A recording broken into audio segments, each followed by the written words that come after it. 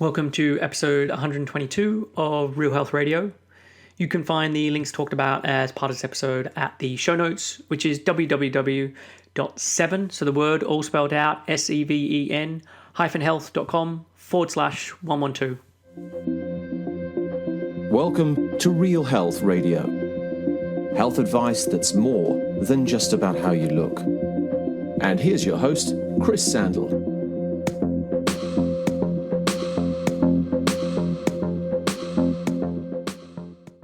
Hey everyone, welcome back to another episode of Real Health Radio. This week, I'm going to be doing a solo show of sorts. Rather than taking a deep dive into a topic, I'm going to give you an update on what's been happening in my life. So I did this for the first time back in November last year, and people seem to like hearing about what's going on in my life. So we're now more than half a year on, so I thought I'd give another update. So where to start? Since Ramsay was born back in September last year, it's been a huge period of readjustment. And this kind of goes without saying, as I don't think there's any new parent whose life doesn't feel like it's changed fairly significantly. But there's definitely been more challenges than we anticipated. And this really hasn't come from Ramsay, but more from Ali's health. So Ali went on maternity leave when she was 7 months pregnant, and part of this was because she wanted to have some time off before Ramsay arrived, to enjoy some final chill time, to not finish up work and give birth the next day. But also part of the reason she finished early was because she was getting so many aches and pains.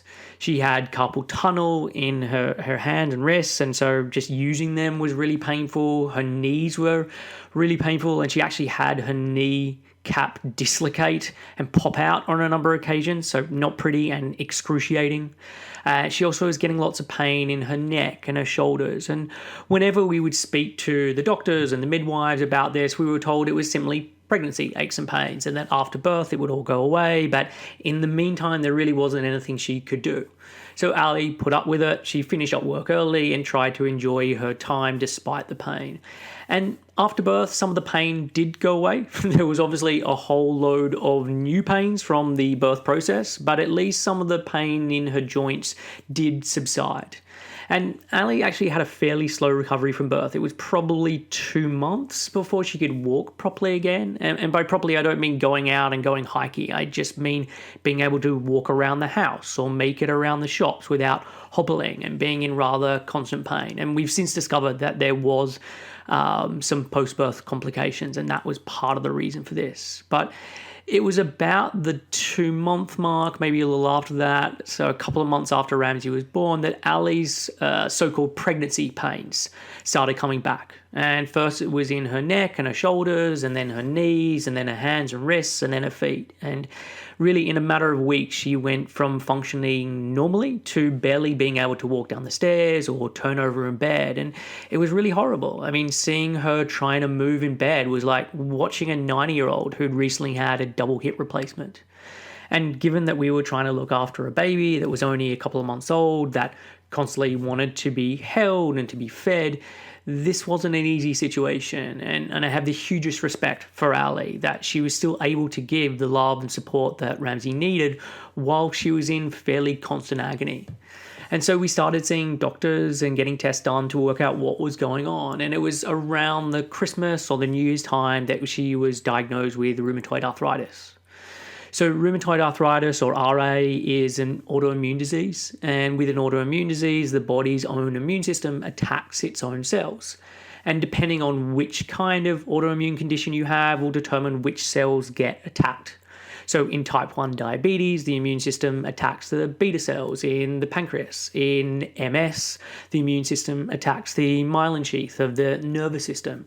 In Hashimoto's disease, the immune system attacks the thyroid gland. And in rheumatoid arthritis, the immune system attacks the connective tissue, particularly between joints. And this is why Ali had been in so much pain. And this also explained what was going on in pregnancy. It wasn't just the usual aches and pains, it was an autoimmune condition. And given the level of pain that Ali was in and the fact that she'd had to take multiple painkillers a day just to simply function, she was given a cortisol injection. And cortisol is a stress hormone, or that's how it's normally labeled. And one of its functions that it performs is to suppress the immune system. So it is anti-inflammatory. So the injection wasn't going to be a long-term solution, but it would hopefully give some relief, like temporarily. And it did. Within a week of the injection, things were noticeably better. And within 2 weeks, she was almost pain-free and back to her usual range of movement. So at 4 months post Ramsay being born, she was back to mostly her old self, although she was still having some other post-birth complications around this time.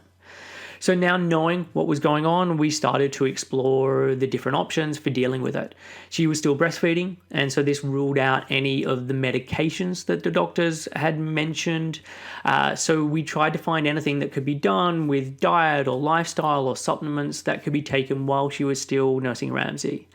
And if you start Googling natural ways, and natural inverted commas, ways to deal with rheumatoid arthritis or autoimmune diseases in general, you get a very wide array of suggestions that come up. Everything from the completely out there stuff through to ideas that seem to have at least some scientific backing. And something that seemed to come up a lot was the autoimmune protocol, or the autoimmune paleo protocol. And I'm pretty averse to anything that has the word paleo in it. I've seen so much nonsense under the banner of paleo that even the word is enough to put me off. But we were willing to give pretty much anything a try. And while we searched for someone to work with Ali and to help her out, and while the cortisol was still working, she wanted to do everything to keep her recovered range of movement and lack of pain. So for those not in the know, the autoimmune paleo protocol, or the AIP diet, is largely based on the idea that inflammation and the autoimmune response in the body is occurring because of certain foods in the diet being poorly digested and causing an immune response. And the idea is to remove these foods, at least in the short term, to improve digestion and normalize the immune response. So there are slightly different versions, with some proponents allowing some extra foods and others cutting out some extra ones, but let me give you the basic gist. It's no grains, no dairy, coffee, nuts, seeds, beans, legumes, dried fruit or high fructose fruits, alcohol, chocolate, eggs, nightshade vegetables, so tomatoes, potatoes, aubergines, peppers, and a couple of spices. No refined sugars or no vegetable oils except for olive oil or coconut oil.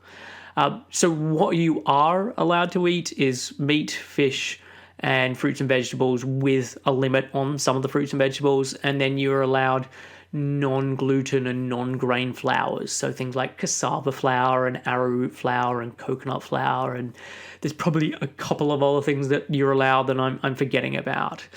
And look, a lot of what we already eat is meat and fish and fruit and vegetables, and that is the bulk of what we consume, but we also eat a lot of eggs and cheese and yogurt and rice and bread and coffee and potatoes, to name just a few of the things that we would regularly consume that were now on the excluded list. And when you start to exclude this second list, eating becomes much more difficult. And this is more of the case if you're trying to go out and eat food, which we probably do a couple of times a week. For solidarity purposes, I said that I would join Ali as she made the changes. I didn't want to be sitting down to a breakfast of scrambled eggs on toast or pancakes and washing it down with some coffee, and have her looking at me jealously as I'm eating and drinking some of her favorite foods that she's now no longer allowed.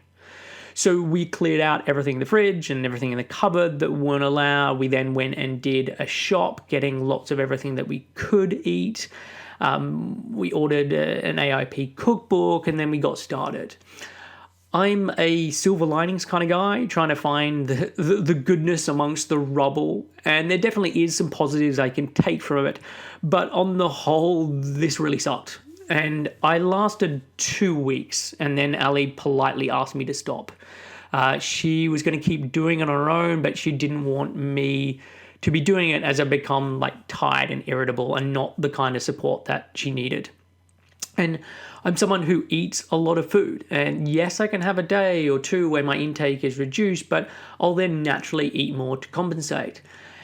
And when there's only meat or fish or fruits and vegetables, it is hard to keep your calories up. And I could eat lots of coconut oil or lots of avocados, but I pretty quickly got over that. And I just don't feel that great if I'm having huge amounts of fat. It just doesn't suit me. And so in a matter of days, I actually lost a couple of pounds, and it was really interesting. I was doing this in the lead up to my podcast on weight set point theory. So if you haven't checked that out, I suggest giving it a listen, as I had a really good response from it, and lots of people commented on how helpful it was or how interesting they found it.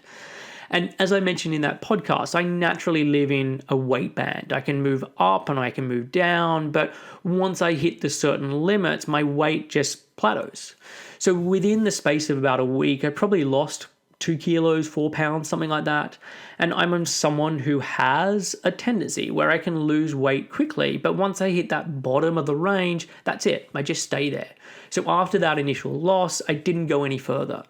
And what was also interesting was that most of the symptoms I was getting that alerted me to the fact that I was undereating weren't obvious hunger signals. While it did happen, I wasn't typically getting a growling stomach.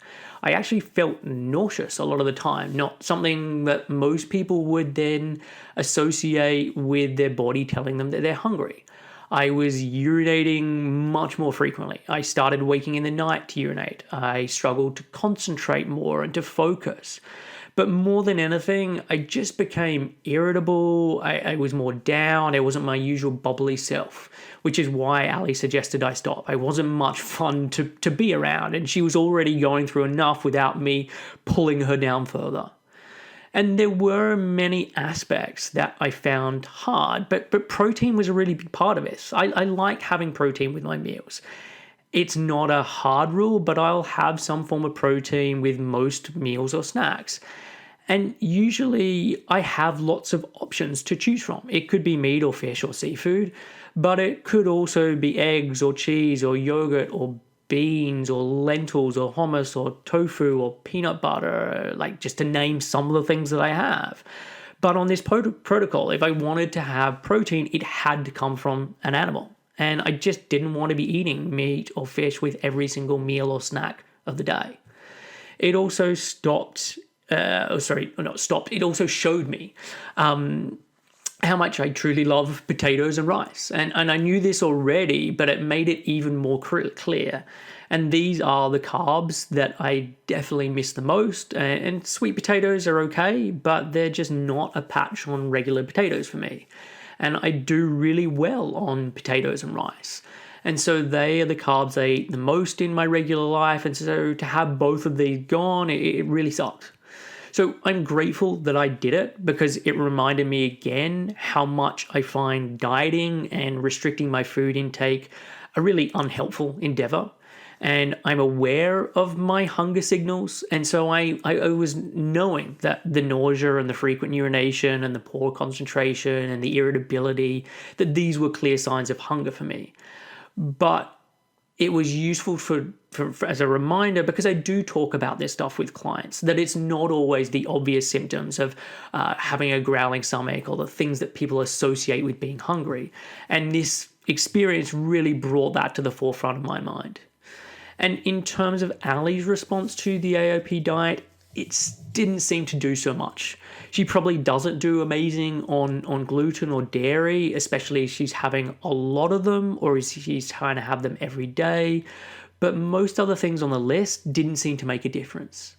And one negative that I noticed with her during this time is it started to make her much more focused on food and starting to overthink food intake. She's someone who's never had issues around eating. She doesn't diet. One of the things that has been so easy in our relationship is that both of us love going out and we love eating good food and we love kind of trying everything. But because she was focusing so much on what she was eating, anytime something got a little worse or she'd have a flare up in her symptoms, she'd start trying to work out what she ate that could be affecting it. And undoubtedly, there are AIP success stories, people who credit it with changing their life and giving them a life back. But for Ali, it didn't make much of a difference. And for lots of other people I know, it makes a difference, but then they get stuck on this restrictive diet and they struggle to get off.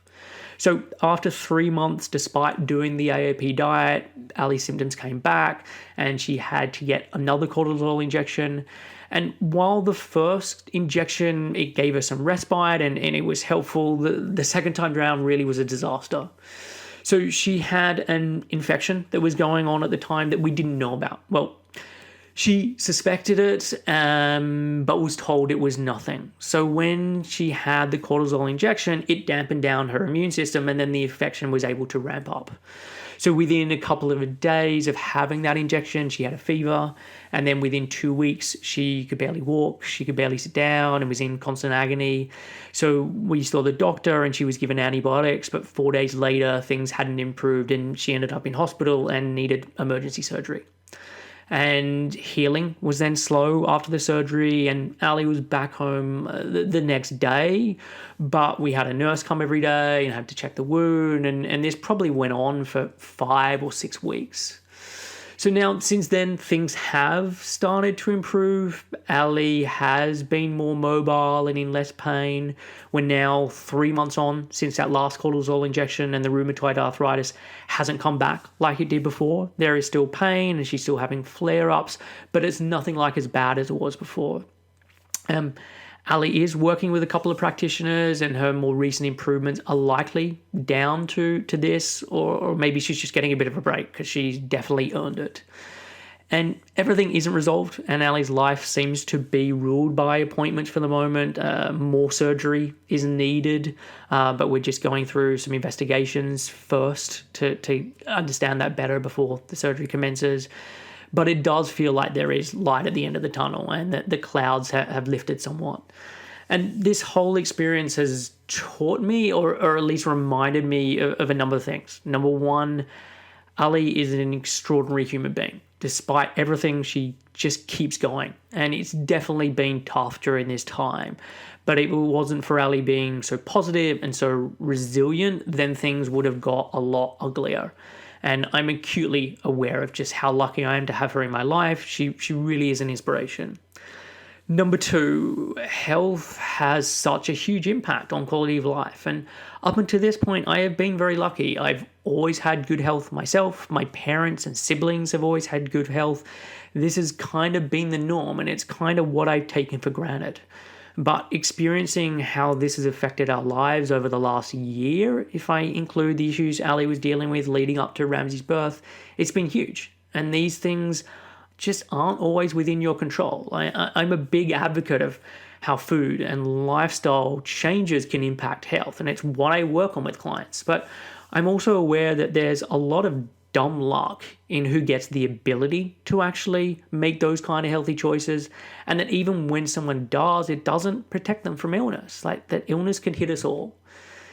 It's also made me realize just how lucky we are with this. Like, I'm in fortunate position where I can work less hours if I need to. We're financially in a situation where we can see private practitioners or pay for tests.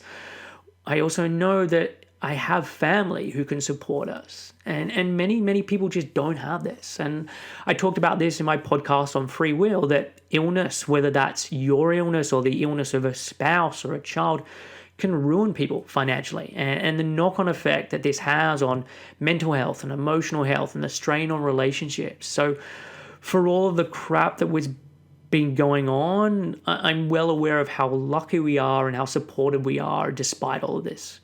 And the reason I'm mentioning everything that's been going on is not because I want sympathy, but instead to be honest about what life really looks like. With so much of social media, you get a skewed view of how people are and what's going on. And you may listen to my show and have this idea in your mind that I've got it all figured out, or that my life's so much easier and by comparison you don't match up.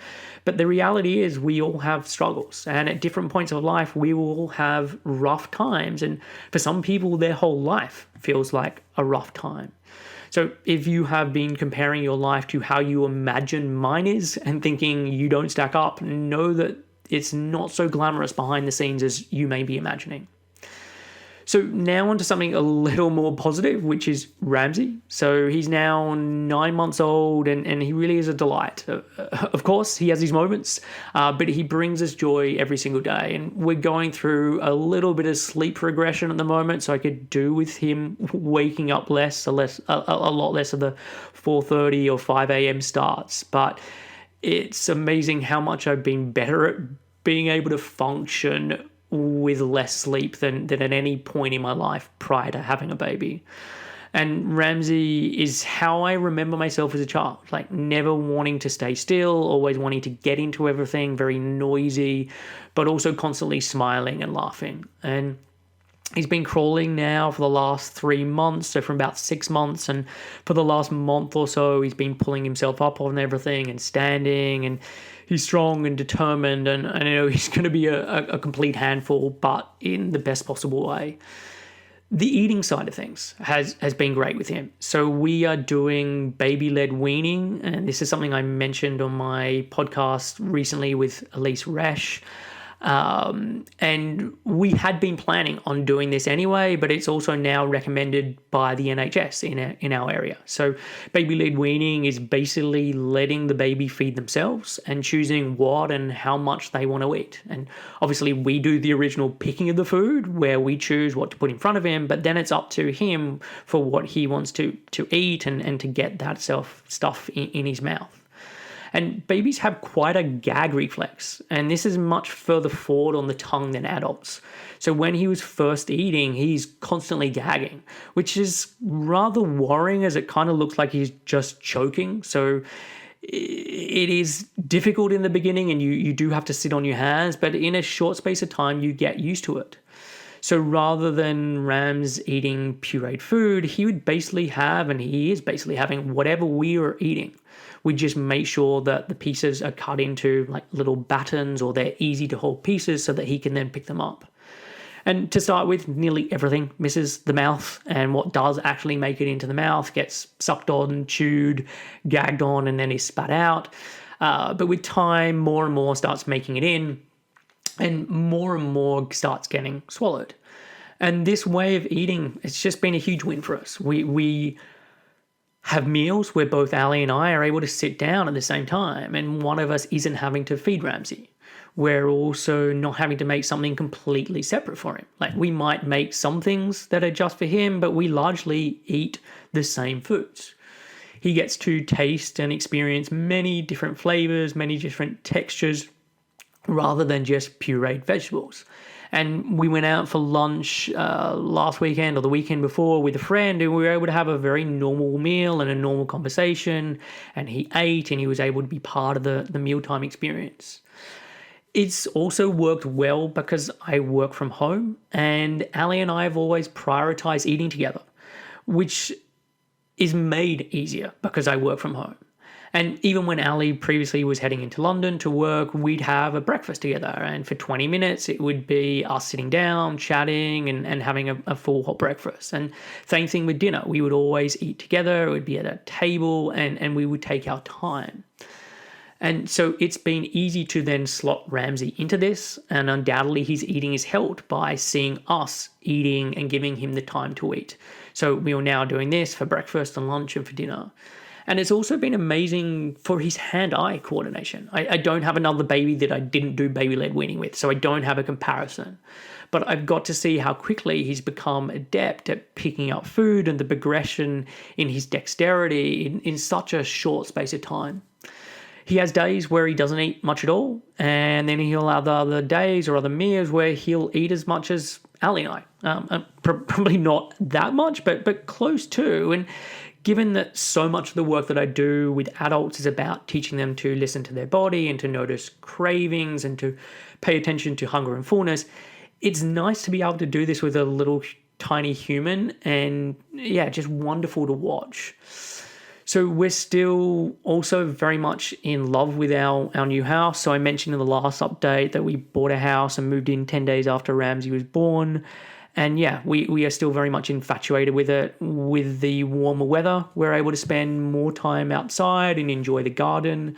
And the garden is a lot of work, probably more than we realized when we bought the place, but we are getting used to it. And I also mentioned in the last update podcast about plans to put an office in the garden, and this is still in the works. We found the company to build it, and we're just sorting out the landscape gardeners to prepare the site. And we'd originally planned on creating something small, just like a little pod that I or Ali could work out of, but we have the space now and are planning on creating something bigger. And in the future, I'd love to be able to do workshops or host retreats from a space. So we're planning on creating something that's big enough for that to work, even though it may be a while off.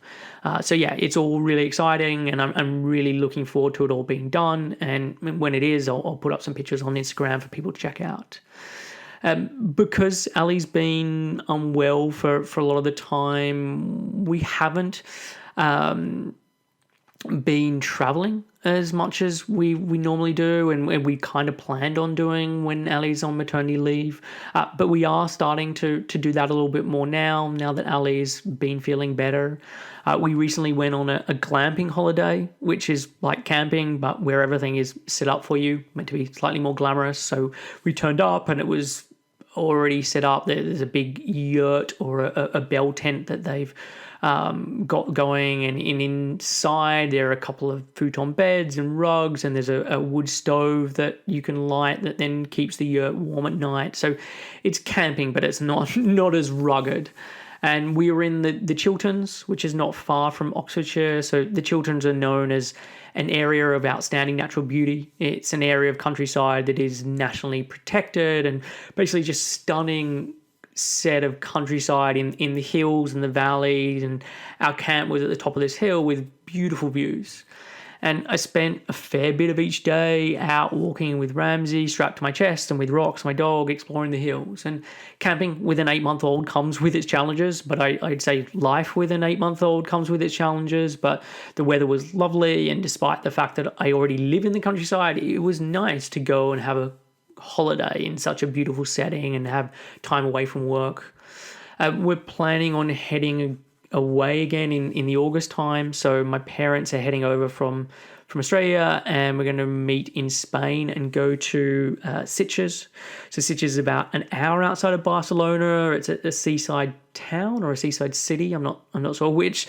It's on the same coast as Barcelona, just further south. And I've wanted to check it out for a couple of years now. And as someone who grew up in Australia, I really do miss the beach and being able to swim in the sea. And I'd like to find somewhere that's not too difficult to get to, that I could visit on a more regular basis to get my fix of better weather and beach time. And I'm lucky that I can literally work anywhere as long as I have an internet connection.